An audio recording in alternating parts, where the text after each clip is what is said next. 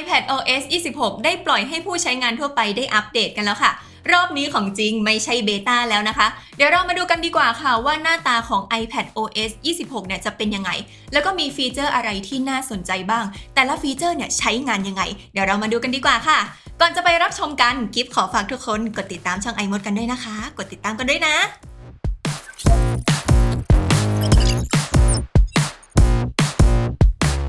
โอเคค่ะก่อนที่เราจะมาใช้แต่ละฟีเจอร์นะคะเดี๋ยวเรามาดูหน้าตาของ Liquid Glass บน iPadOS 26 กันดีกว่าค่ะว่าหน้าตาของเขานะคะจะเป็นยังไงนะ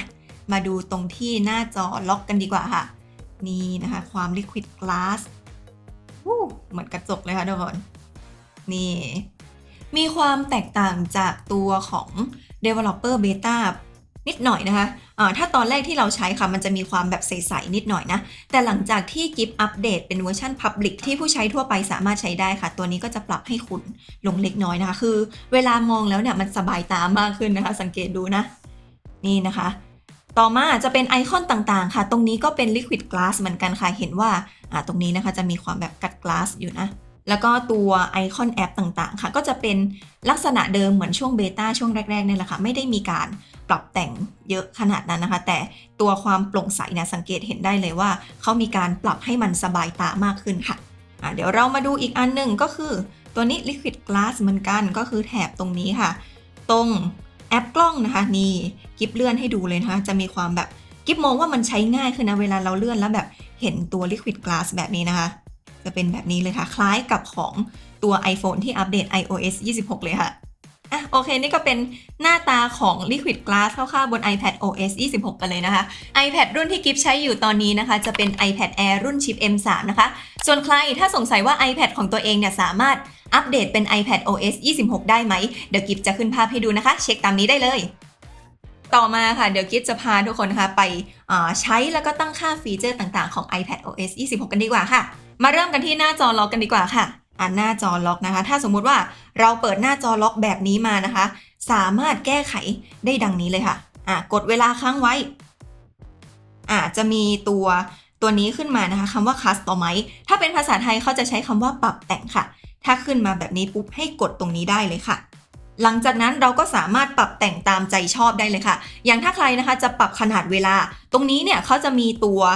แถบย่อแถบลดตรงนี้อยู่สามารถจัดการได้เลยนะคะอย่างสมมติว่ากิฟเนี่ยจะขยายตัวแถบเวลาให้มันใหญ่ขึ้นนะคะกิฟก็จะกดตรงมุมขวาล่างตรงนี้นะคะทุกคนนี่สามารถใส่แถบสภาพอากาศได้ด้วยนะคะจะเป็นพวกแบบแอปต่างๆ Facebook Gmail Calendar ก็ได้เช่นกันค่ะคร่าวๆก็เป็นประมาณนี้ค่ะโอเคค่ะเมื่อเราพอใจในหน้าจอล็อกของเราเรียบร้อยนะคะมันจะมีปุ่มตรงนี้ค่ะทุกคนจะเขียนคำว่าดันนะเท่านี้นะคะหน้าจอล็อกของเราก็เรียบร้อยแล้วค่ะ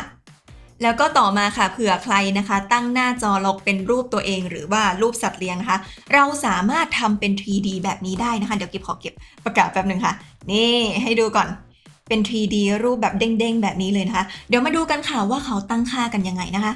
เหมือนเดิมเลยกดค้างที่หน้าจอล็อกค้างไว้ค่ะให้มันขึ้นคำว่า Customize ถ้าเป็นรูปคนค่ะเขาจะมีการdetect เนาะแล้วก็จะมีโลโก้ตรงนี้ค่ะนี่จะเป็นแบบโลโก้รูปภาพอันนี้นะคะถ้าเราเปิดไว้ค่ะรูปก็จะเป็น 3D ละแต่ถ้าเราปิดไว้เวลาเรายกออกมารูปก็จะไม่เด้งไม่เป็น 3D ค่ะนี่เท่านี้ก็เรียบร้อยแล้วเดี๋ยวลองเช็คดูต่อมาค่ะก็จะเป็นการปรับแต่งหน้าจอโฮมนะคะเผื่อใครอยากได้เป็นไอคอนสีติ้นไอคอนโปร่งใสสามารถตั้งค่าตามกิฟได้เลยนะคะเข้ามาที่หน้าจอโฮมของเราค่ะจากนั้นกดค้างนะคะให้ขึ้นเป็นแบบนี้หาคำว่า edit ค่ะจะอยู่ตรงมุมซ้ายสุดนะคะแล้วก็ให้หาคำว่าปรับแต่งของกิฟจะเป็นภาษาอังกฤษนะคะคำว่า customize ตรงนี้ค่ะบรรทัดที่2เราสามารถเลือกได้เลยค่ะว่าเราอยากได้หน้าตาของไอคอนเราเป็นยังไงนะคะมันจะมีให้เลือกตั้งแต่ค่าเริ่มต้นโหมดดาร์กโหมดโปร่งใสโหมดเคลียร์นะคะแล้วก็โหมดติ้นอันนี้จะเป็นแบบย้อมสีนะคะเราสามารถกำหนดได้เลยว่าเราอยากจะให้ไอคอนของเรานะคะเป็นสีไหนแต่สำหรับกิฟนะคะกิฟชอบเป็นแบบ default ค่าเริ่มต้นมากกว่านะคะเพราะว่าส่วนตัวกิฟคิดว่ามันมองง่ายนะคะถ้าใครไม่ได้อยากปรับแต่งอะไรมากก็สามารถกดใช้งาน default เหมือนเดิมได้เลยค่ะแล้วก็ในส่วนนี้นะคะก็สามารถปรับแต่งหน้าวิดเจ็ตได้เช่นกันนะคะกด edit เหมือนเดิมหลังจากนั้นก็ กด add widget ได้เลยค่ะเราสามารถเพิ่มได้เลยนะคะว่าอยากให้หน้า widget ของเรามีอะไรบ้างที่เขาขึ้นมานะคะก็จะเป็นหน้าตาประมาณนี้เลยค่ะโอ้โหถ้าดูแบบเร็วๆก็จะมีทั้งแบบหน้ารูปภาพของเราหน้าแอปต่างๆที่เรามักจะใช้บ่อยนะคะหรือว่าเข้าออกบ่อยๆนะมันก็จะเด้งขึ้นมานะคะก็สามารถเลือกได้เหมือนกันนอกจากหน้าตัวอย่างนี้นะคะดูตรงมุมซ้ายมือของเราก็ได้อยากใช้เป็นหมวดไหนนะคะก็สามารถกดใช้งานได้เลยเดี๋ยวกิฟจะเลือกเป็นอันนี้รูปภาพตัวเองสวยนะ add widget ได้เลยค่ะนี่ก็จะขึ้นมาแบบนี้เลยค่ะหลังจากนั้นนะคะเราก็กดเสร็จสิ้นหรือกดดันได้เลยค่ะพาร์ทต่อมาค่ะจะเป็นในส่วนของการจัดการไฟล์นะคะตั้งแต่เปิดตัว iPad OS 26 มาค่ะถือว่าเป็นการปรับเปลี่ยนครั้งใหญ่เลยนะคะสำหรับการใช้งานบน iPad คือเขาจะทำให้เราใช้ iPad แล้วรู้สึกว่าเหมือนเราใช้ MacBook ขนาดย่อมเลยค่ะคือการปรับแต่งไฟล์นี้ค่ะเราสามารถ edit ได้หลายอย่างเลยทั้งการเปลี่ยนสีเพิ่มอีโมจิดึงไฟล์มาไว้ในแถบบาร์แล้วก็เปิดพรีวิวบน iPad ได้ด้วยทำยังไงเดี๋ยวกิฟจะทำให้ดูนะคะมาเริ่มกันที่การตกแต่งไฟล์นะคะเดี๋ยวกิฟจะทำการ edit folder นะคะให้เป็นหลากหลายสีค่ะเข้ามาที่แอปไฟล์ของเราคือถ้าแบบเดิมนะคะโฟลเดอร์ของเราเนี่ยจะเห็นว่ามันจะเป็นสีฟ้านะคะซึ่งถ้าดูแบบตาเปล่าดูแบบไวๆเราจะหาไฟล์ที่เราต้องการแบบไม่เจอนะคะหรือว่าอาจจะใช้เวลาในการหานานหน่อยนะคะแต่ถ้าเราแยกสีหรือว่าใส่อีโมจิคอนได้ค่ะอันนี้จะเป็นการดีเลยนะเวลาจะจำแนกไฟล์ค่ะทำยังไงเดี๋ยวกิ๊บจะทำให้ดูนะคะเดี๋ยวกิ๊บจะเลือกเป็นไฟล์ไฟล์นี้ละกันiModGIFนะคะให้ทำการกดค้างที่โฟลเดอร์ของเราได้เลยค่ะหลังจากนั้นนะคะให้หาคำว่า Customize Folder and Tag ทำการเปลี่ยนสีเลือกได้เลยค่ะว่าเราอยากได้สีไหนนะคะเดี๋ยวกิ๊บจะเลือกเป็นโฟลเดอร์ม่วงละกันโอเคเมื่อเลือกสีเสร็จแล้วนะคะก็กดย้อนกลับไปค่ะเขาก็จะเปลี่ยนสีให้เราละจากนั้นเราจะใส่อีโมจิก็ได้นะคะหรือว่าไม่ใส่ก็ได้นะคะอันนี้แล้วแต่เลยถ้าไม่ใส่ก็กดเคลียร์ถ้าใส่ก็กดเพิ่มได้เลยเดี๋ยวกิ๊บจะเลือกเป็นอันนี้ละกันโอเคเท่านี้นะคะก็เรียบร้อยแล้วค่ะข้อดีของมันคือว่าเวลาเราจะหาไฟล์หรือว่าจัดไฟล์ค่ะมันจะง่ายเวลาเราหาเนาะถ้าสมมติว่าใครนะคะมีโฟลเดอร์แล้วก็งานแบบเยอะมากเหมือนกิฟนะคะฟีเจอร์นี้นะคือช่วยได้เยอะเลยค่ะและนอกจากนี้ค่ะเราสามารถดึงโฟลเดอร์เข้ามาที่แถบบาร์ได้นะคะทำยังไงเดี๋ยวกิฟจะทำให้ดูนะคะกดค้างไปนะคะแล้วก็หลังจากนั้นลากมาได้เลยค่ะอาจจะต้องใช้มืออีกข้างนะคะเพื่อปัดบาร์ด้านล่างนะนี่ทำแบบนี้เลยจนกว่าจะมีเมนูบวกขึ้นมาเท่านี้ก็เรียบร้อยแล้วค่ะเวลาเรากดเปิดใช้งานนะคะตัวโฟลเดอร์ที่เราลากมานะคะก็จะโชว์ทั้งหมดเลยค่ะว่าโฟลเดอร์ของเรานะคะมีไฟล์ตัวไหนบ้างข้อดีของฟีเจอร์นี้ค่ะคือเวลาเราจะส่งเอกสารหรือว่าแนบไฟล์นะคะมันจะง่ายเนาะเพราะว่าถ้าปกติอย่างสมมุติว่ากิฟจะส่งอีเมลกิฟจะต้องกดไอคอนที่มันเป็นการแนบไฟล์นะคะเพื่อทำการหาไฟล์แล้วก็จัดส่งไปให้ลูกค้าหรือว่าคนอื่นๆนะคะแต่อันนี้เนี่ยถ้าเราปัดแถบบาร์ขึ้นมานะคะเราวางโฟลเดอร์หรือว่าไฟล์อะไรไว้ตรงแถบนี้นะคะมันก็จะง่ายขึ้นเนาะแล้วก็แค่ทำการกดค้างแล้วก็ลากวางเท่านี้ก็เรียบร้อยแล้วค่ะเดี๋ยวกิ๊บจะลองกดลากวางเอาไว้ที่แอปโน้ตละกันง่ายดีเนาะนี่เท่านี้ก็เรียบร้อยนะคะอันนี้เป็นตัวอย่างเฉยๆนะคะที่จริงเราสามารถใช้ร่วมได้กับหลายแอปเลยค่ะและส่วนต่อมาค่ะจะเป็นแอป Preview นะคะปกติเราจะเห็นแอป Preview บน MacBook ใช่ไหมคะแต่ตอนนี้ค่ะหลังจากอัปเดต iPad OS 26 ไปนะคะเราสามารถใช้แอป Preview ตรงนี้ได้แล้วค่ะข้อดีของแอป Preview นะคะคือเราจะสามารถ edit แก้ไขไฟล์ต่างๆได้ง่ายขึ้นนั่นเองค่ะเดี๋ยวกิ๊บจะลองสาธิตให้ดูนะคะเป็นไฟล์งานนี้ละกันสมมุติว่าเรามีเอกสารที่ต้องเซ็นด่วนนะคะก็สามารถมาใช้ตัวนี้ได้เลยนะคะถ้าเราแก้ไขเซ็นอะไรเสร็จปุ๊บเนี่ยก็สามารถ export ส่งงานให้เพื่อนหรือว่าลูกค้าได้เลยค่ะก็กดอันนี้ได้เลยคล้ายกับแอปโน้ตนั่นแหละเวลาเราใช้งานนะคะโอเคค่ะหลังจากนั้นนะคะถ้าเราแก้ไขหรือเพิ่มเติมอะไรเสร็จเรียบร้อยค่ะอยากจะส่งไฟล์ก็สามารถทำได้นะคะให้ทำการกดตรงนี้ได้เลยค่ะนี่ที่เป็นดอกดาวตรงนี้นะเลือกได้เลยค่ะว่าจะ export อยากได้ format เป็นไฟล์ไหนนะคะก็สามารถเลือกได้เลยนะคะมีตั้งแต่ JPEG PDF PNG โอ้โหเยอะเลยค่ะสามารถเลือกได้ตามใจชอบเลยนะคะอาจจะเป็น JPEG ก็ได้อะไรก็ว่ากันไปนะคะสามารถดาวน์โหลดเก็บไว้ในแอปไฟล์ใน iPad หรือว่าใน iCloud ก็ได้เช่นกันค่ะตามสะดวกเลย ต่อมาค่ะจะเป็นในส่วนของ multitasking นะคะถือว่ารอบนี้เป็นการปรับปรุงครั้งใหญ่เลยค่ะเพราะว่าถ้าเราอัปเดต iPad OS 26 นี้แล้วนะคะเราจะสามารถใช้งานได้เหมือนกับ MacBook ขนาดย่อมเลยค่ะถ้าใครนะคะอัปเดตแล้วแต่ยังไม่มีแถบตัวนี้ขึ้นมานะคะสามารถตั้งค่าตามกิฟต์ได้เลยนะคะเข้ามาที่แอปตั้งค่าแบบนี้ค่ะแล้วจากนั้นให้หาคำว่า multitasking นี้นะคะจะเป็นไอคอนแล้วก็เขียนแบบนี้เลยนะก่อนหน้านี้นะคะที่ใครยังใช้งานแบบเมนูบาร์แบบนั้นไม่ได้นะคะอาจจะกำลังเปิดแบบ full screen แอปแบบนี้อยู่ถ้าต้องการใช้งานนะคะก็สามารถกดใช้เป็น Windows แอปแบบนี้ได้เลยนะคะเท่านี้ก็เรียบร้อยแล้วค่ะเราสามารถแบบย่อขยายแล้วก็มีแถบเมนูบาร์แบบนี้ขึ้นมาเรียบร้อยแล้วนะคะถ้าใครเคยใช้ MacBook นะคะจะคุ้นเคยกับแถบใหม่อันนี้เป็นอย่างดีนะคะแต่มันแค่ย้ายมาอยู่บน iPad เฉยๆนะคะแล้วก็นอกจากนี้ค่ะเขาก็จะมีแถบตรงนี้ค่ะแถบไฟล์ Edit View History Bookmark จนไปถึงWindows แล้วก็ Help นะคะเหมือนกับอย่างที่กิฟย้ำไปคือเหมือนกับเราใช้ Mac จริงๆค่ะแค่มาอยู่ในรูปแบบ iPad นี้นะแล้วก็เราสามารถย่อแล้วก็ขยายหน้าต่างแอปได้เช่นกันนะคะให้ทำการกดตรงมุมขวาล่างนี้ค่ะแล้วก็ทำการย่อขยายได้เลยนะคะทำได้หลายแอปเลยอย่างอันนี้ YouTube ไปแล้วต่อมาจะเป็นแอปนี้ก็สามารถย่อแล้วก็ขยายได้เช่นกันค่ะถ้าใครต้องการแบ่งหน้าต่างแอปนะคะสามารถทำตามนี้ได้เลยค่ะให้ทำการกดปุ่มนี้ค่ะให้ขึ้นมาแบบนี้นะคะหลังจากนั้นให้กดที่ปุ่มสีเขียวค้างไว้ค่ะแล้วก็เลือกเป็นส่วนที่เราพอใจได้เลยนะคะว่าอยากจะจัดหน้าตาแอปเป็นแบบไหนของกิฟต์เดี๋ยวกิฟต์จะเลือกเป็น4ส่วนแบบนี้นะคะนี่เท่านี้ก็เรียบร้อยแล้วค่ะหน้าตาของแอปเราเมื่อกี้ก่อนหน้านี้จะสเปะสปะหน่อยนะคะแต่หลังจากที่จัดแล้วค่ะก็ดูดีขึ้นมาระดับหนึ่งอีกอย่างหนึ่งที่เขาปรับปรุงค่ะก็คือส่วนของ Expose นะคะถ้าเราทำการปัดบาร์นี้ขึ้นไปนะคะก็จะเห็นหน้าตาแอปหลายๆแอปรวมกันแบบนี้นะคะก็จะโชว์แอปล่าสุดที่เราใช้นะคะคือก่อนหน้านี้เนี่ยเราใช้อะไรบ้างอย่างเมื่อกี้ค่ะที่เราทำการแบ่งหน้าต่างไปนะคะก็จะขึ้นมาตรงนี้เลยถ้าจะใช้อันไหนก็กดได้เลยนะคะฟีเจอร์ต่อมานะคะถือว่าเป็นเซอร์ไพรส์ของกิฟต์เลยค่ะเพราะว่าฟีเจอร์ State Manager นี้นะคะก่อนหน้านี้เนี่ยเขาจะรองรับเฉพาะรุ่น Pro แล้วก็รุ่นที่รองรับรุ่นชิป M นะคะแต่ตอนนี้หลังจากที่เปิดตัว iPad OS 26 มานะคะ iPad รุ่น Gen แล้วก็รุ่นที่รองรับค่ะก็สามารถใช้งานตัวนี้ได้ละทั้ง iPad mini แล้วก็ iPad Gen อย่างของกิฟต์เนาะตัวเก่าของกิฟต์เป็น Gen 9 ก็สามารถใช้ฟีเจอร์นี้ได้แล้วนะถ้าใครอยากใช้งานนะคะก็มาตั้งค่าตามนี้ได้เลยนะคะก่อนอื่นค่ะเราเข้ามาที่หน้าตั้งค่าของเรานะคะให้เข้ามาตรงที่หน้า multitasking ตรงนี้นะคะก็เป็นหน้าเดิมที่กิฟเคยตั้งค่ามาก่อนนี้นะคะกดเปิดตั้งค่า State Manager ตรงนี้ได้เลยนะคะถ้าเราทำการกดตั้งค่าเรียบร้อยค่ะ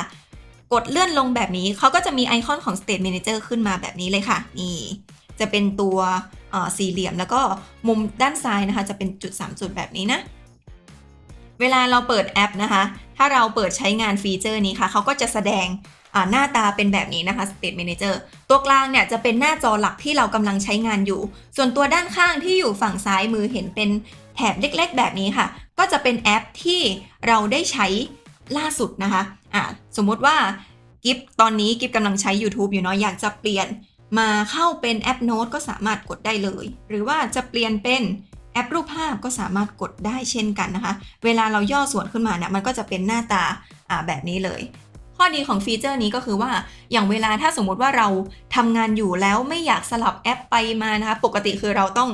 เลื่อนแถบบาร์แล้วก็เปิด Expose แล้วก็เลื่อนไปมานะคะอันนี้เนี่ยถ้าสมมุติว่าเปิดฟีเจอร์ State Manager นี้ไว้นะคะก็ทำให้การสลับแอปมันง่ายขึ้นนั่นเองนะและนอกจากการจัดหน้าต่างแบบนี้ค่ะState Manager ยังสามารถต่อกับจอคอมได้นะคะไปหาดูย้อนหลังที่กิฟเคยสอนไว้ก่อนหน้านี้นะคะเพราะว่าตามตัวอย่างเนี่ยอาจจะต้องเสียบคอมนะคะมาที่หมวดการสื่อสารกันบ้างค่ะในส่วนนี้นะคะ iPad จะสามารถใช้แอปโทรได้แล้วค่ะถือว่าเป็นที่ฮือฮาเลยนะคะเพราะว่าในที่สุด iPad ก็ใช้แอปโทรได้สักทีที่ไม่ใช่ FaceTime และนี่นะคะก็จะเป็นหน้าตาของแอปโทรบน iPad ค่ะก็คือว่าเหมือนกับแอปโทรบน iPhone เลยค่ะก็จะมีพวกแป้นพิมพ์แล้วก็ประวัติการโทร history อะไรพวกนี้นะคะอย่างแป้นพิมพ์เนี่ยก็สามารถกดตัวเลขได้เลยค่ะอยากโทรหาใครก็กดเบอร์ได้เลยหรือว่าจะเป็นเบอร์ที่เราเมมไว้นะคะเป็นชื่อเพื่อนเราหรือว่าอะไรเงี้ยก็สามารถกดโทรได้เลยค่ะก็จะมีเงื่อนไขการใช้อยู่ค่ะคือเราต้องใช้ Apple ID เดียวกับบน iPhone ของเรานะคะถึงจะโทรได้แล้วก็ต้องอยู่บนเครือข่าย Wi-Fi เดียวกันด้วยค่ะอย่างสมมุติว่าถ้ากิฟออกไปข้างนอกนะคะเอามือถือไว้ที่ออฟฟิศแต่ว่าเอา iPad ออกไปข้างนอกแล้ว อยากจะโทรหาเพื่อนอันนี้ก็ไม่ได้นะคะเพราะว่า iPhone ไม่ได้อยู่ใกล้ iPad แล้วก็ไม่ได้อยู่ในเครือข่าย Wi-Fi เดียวกันด้วยค่ะแล้วก็แอปข้อความค่ะเขาจะมีฟีเจอร์ที่เป็นการคัดกรองข้อความได้แล้วนะคะตัวคัดกรองข้อความอันนี้ดีเลยค่ะเหมาะกับยุคนี้เลยที่ว่ามีสแปมมีแบบเบอร์แปลกๆข้อความแปลกๆส่งมาให้เราเยอะเลยนะคะคือเราก็จะสามารถคัดกรองข้อความเหล่านี้ได้เช่นกันค่ะถ้าสมมุติว่าเราเข้ามาที่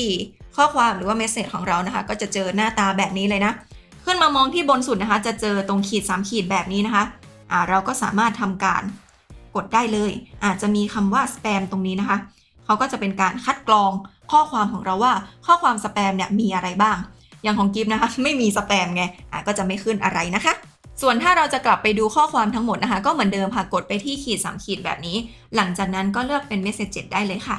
ก็จะเป็นการโชว์ข้อความทั้งหมดนะคะโอเคค่ะอย่างสุดท้ายที่กิฟอยากจะพรีเซนต์นะคะก็คือในส่วนของ Message ค่ะเขาสามารถเปลี่ยนพื้นหลังได้มีฟีเจอร์ Live Translation สมมุติว่าเพื่อนเราเป็นต่างชาตินะคะฟีเจอร์นี้ดีเลยแล้วก็จะมีฟีเจอร์ Genmoji ด้วยค่ะสามารถแบบcreate emoji น่ารักส่งไปให้เพื่อนแบบนี้นะคะแต่ฟีเจอร์เหล่านี้ที่กิฟพูดมาค่ะเขาจะต้องใช้การขับเคลื่อนของ Apple Intelligence นะคะอย่างถ้าใครตั้งค่าใช้งานเป็นภาษาไทยในส่วนนี้จะยังเปิดใช้งานไม่ได้นะคะเปิดใช้งานเป็นภาษาอังกฤษง่ายๆค่ะเข้าไปที่ตั้งค่านะคะให้ทำการหาคำว่าภาษาและภูมิภาคนะถ้าเป็นภาษาอังกฤษนะก็จะเขียนเป็นแบบนี้เลยแต่เดิมเราอาจจะเป็นภาษาไทยอยู่ด้านบนสุดนะคะให้ทำการย้ายลงมาเอาภาษาอังกฤษไว้บนสุดแบบนี้เท่านี้ก็เรียบร้อยแล้วค่ะ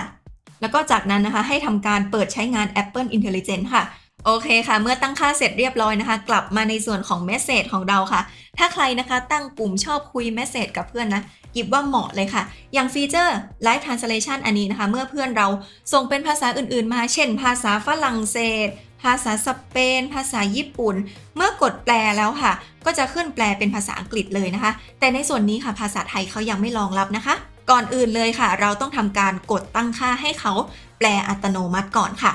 เข้ามาที่ตรงนี้ได้เลยนะคะอย่างกิฟต์เข้ามาที่แชทกลุ่มของกิฟต์กับเพื่อนเนาะสามารถมาตั้งค่าตรงนี้ได้เลยค่ะก็จะมีแถบตั้งค่าตรงนี้นะคะถ้าใครยังไม่ได้ตั้งค่านะคะก็จะเป็นออโตเมติกเนี่ยจะปิดอยู่ให้ทำการเปิดเลยค่ะแล้วก็เลือกภาษาได้เลยนะคะว่าภาษาที่เราอยากจะแปลเป็นภาษาอังกฤษเนี่ยคืออะไรอย่างของกิฟต์จะเลือกเป็นภาษาญี่ปุ่นนะคะแปลจากญี่ปุ่นเป็นภาษาอังกฤษเท่านี้ก็เรียบร้อยแล้วค่ะถือว่าทำการเปิดเรียบร้อยละเมื่อเพื่อนของเรานะคะส่งข้อความมาอย่างเพื่อนกิฟต์เนาะส่งมาเป็นภาษาญี่ปุ่นเขาก็จะจับอัตโนมัติเลยค่ะว่าจะต้องแปลประโยคนี้นะคะโอเคอย่างของกิฟต์ตั้งค่าเรียบร้อยแล้วเป็น Japan and English เมื่อเพื่อนส่งภาษาญี่ปุ่นมานะคะเขาก็จะแปลแบบนี้ให้เลยค่ะGood morning I am not fluent in Japanese อันนี้คือก่อนหน้านี้เพื่อนกิฟส่งเป็นภาษาญี่ปุ่นมานะคะหลังจากที่กิฟกดใช้ฟีเจอร์ Live Translation นี้ค่ะเขาก็จะแปลเป็นภาษาอังกฤษแบบนี้ให้เลยข้อดีของฟีเจอร์นี้ค่ะคือก่อนหน้านี้น่ะถ้าเราจะแปลภาษาจากภาษาอื่นมาเป็นภาษาอังกฤษอะไรนะคะเราต้องทำการ Copy ข้อความแล้วก็ไปกดแปลภาษาจากข้างนอกอีกอันนี้มันก็ตั้งแต่มีฟีเจอร์นี้นะคะก็ทำให้การแชทของกิฟกับเพื่อนง่ายขึ้นมากเลยค่ะแต่อันนี้นะคะจะบอกเคล็ดลับนิดนึงคือที่จริงแล้วมันสามารถกดค้างแล้วก็มีฟีเจอร์ Translate แบบนี้ให้เลยนะคะถ้าใครไม่ถนัดภาษาอังกฤษดูตรงนี้ได้เลยนี่เห็นไหมเมื่อกี้นะคะเป็น Live Translation นะคะอีกอย่างหนึ่งที่กิฟอยากแนะนำคือเราสามารถตกแต่งพื้นหลังแชทสวยๆแบบนี้ได้นะคะให้ทำการแก้ไขตรงนี้ได้เลยค่ะกดมาที่ตรงนี้ไอคอนเดิมเลยที่เรากดไปเมื่อกี้นะคะเขาจะมีแถบตัวนี้ค่ะ Background ให้ทำการกดเลือกเข้าไปได้เลยนะคะเราจะทำการใส่รูปภาพที่เรามีในเครื่องอยู่แล้วหรือว่าจะเจเนเรตขึ้นมาใหม่ก็ได้เช่นกันนะคะเดี๋ยวกิฟนะคะจะสาธิตการเจเนเรตพื้นหลังสวยๆให้ดูเข้ามาที่ตัวนี้ค่ะเขาจะมีตัวเลือกอันนี้ Playground Image Playground ตรงนี้นะคะเราสามารถเลือกได้เลยค่ะว่าอยากจะให้พื้นหลังของเราเป็น Mood and Tone แบบไหนนะคะอย่างของกิฟกิฟขอลองเลือกแบบไปเรื่อยแล้วกันดูซิว่ามันจะเป็นยังไงนะคะแล้วก็บวก Sunset Stadium เขาก็จะสร้างรูปภาพตัวใหม่ขึ้นมาให้เราเลยค่ะหลังจากนั้นกดติ๊กถูกได้เลยนะคะโอเคมีการพรีวิวให้เราด้วยนะว่าหน้าตาพื้นหลังของเรานะคะจะเป็นยังไง Black and White เป็น Dual Tone แล้วก็ Color Wash นะคะแต่ของกิฟชอบแบบ default นะคะค่าเริ่มต้นเป็น natural นะคะก็กดติ๊กถูกได้เลยก็จะได้พื้นหลังสวยๆแบบนี้เลยค่ะแล้วก็อีกอันนึงที่กิฟอยากจะแนะนำเลยนะคะก็คือฟีเจอร์ Genmoji ค่ะในส่วนของแอป Message ค่ะจะอยู่ตรงนี้นะคะกดบวกเข้าไปเลยจะมีให้เลือกเป็น Genmoji นะคะข้อดีของอันนี้คือเราจะได้อีโมจิส่งให้เพื่อนแบบไม่ซ้ำใครเลยค่ะเป็นการรวมเพื่อสร้างอีโมจิตัวใหม่ขึ้นมานะคะเดี๋ยวกิฟจะลองแบบกดสุ่มมั่วๆเลยหลังจากนั้นก็กดส่งให้เพื่อนได้เลยค่ะนี่เก๋กู๊ดไม่ซ้ำใครแน่นอนเท่านี้ก็เรียบร้อยแล้วค่ะยังไงก็ไปลองใช้กันดูนะคะนี่ก็เป็นฟีเจอร์ไฮไลท์ที่ทาง iPad OS 26 ได้รวบรวมมาแล้วกิฟก็เอามาเผยแพร่ให้กับทุกคนนะคะที่จริงเขามีหลายฟีเจอร์ให้ใช้เยอะกว่านี้เลยค่ะคือกิฟเคยทำคลิปพรีวิวไปก่อนหน้านี้แล้วที่เป็นเวอร์ชันของ Developer Beta นะคะถ้าใครอยากจะย้อนดูก็สามารถไปกดย้อนดูในเพลย์ลิสต์ที่กิฟตั้งไว้ให้ได้เลยนะคะใครใช้ฟีเจอร์หรืออะไรอื่นๆที่นอกเหนือจากที่กิฟสอนไปในวันนี้นะคะสามารถมาคอมเมนต์บอกกันได้นะคะมีอะไรใหม่ๆที่น่าใช้เอามาเสนอกันได้นะคะกิฟยินดีมากๆเลยค่ะไว้เจอกันใหม่คลิปหน้านะคะสำหรับวันนี้กิฟขอตัวลาไปก่อนค่ะบ๊ายบายไปลองใช้กันนะ